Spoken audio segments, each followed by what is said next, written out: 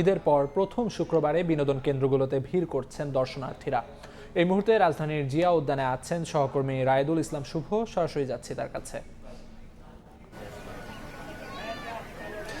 ঈদের যে লম্বা ছুটিটি ছিল সেটি কিন্তু আস্তে আস্তে আস্তে শেষের দিকে চলে এসেছে। আজকে শুক্রবার এমনিতেই সাধারণ দিনেই আসলে দর্শনার্থীদের বিভিন্ন বিনোদন কেন্দ্রগুলোতে আসলে ভিড় জমে থাকে না, আজকেও কিন্তু বেশ ভিড় লক্ষ্য করা যাচ্ছে যেহেতু শুক্রবার।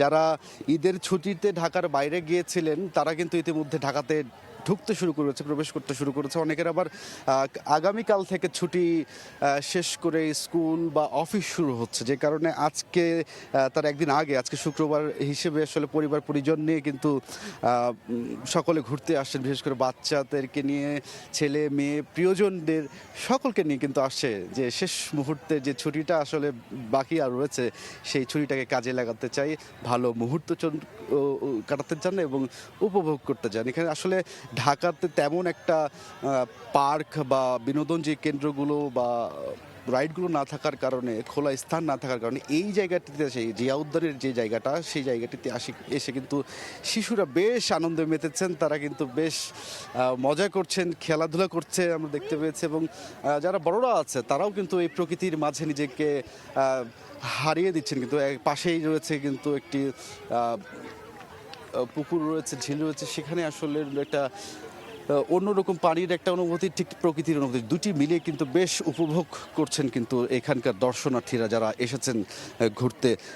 এখন যেহেতু 5টা পেরিয়েছে, আসলে ভ্যাপসা তো একটা গরম রয়েছে সকাল কয়েকদিন থেকে ঢাকায় টানা, আজও বেশ গরম।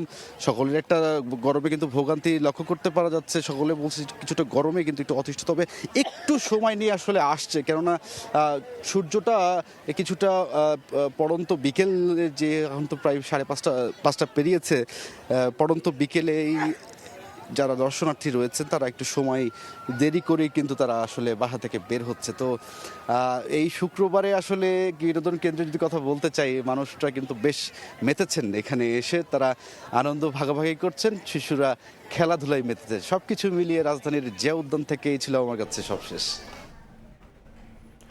রাজধানী জিয়া উদ্যান থেকে সবশেষ জানাচ্ছেন সহকর্মী রায়দুল ইসলাম শুভ।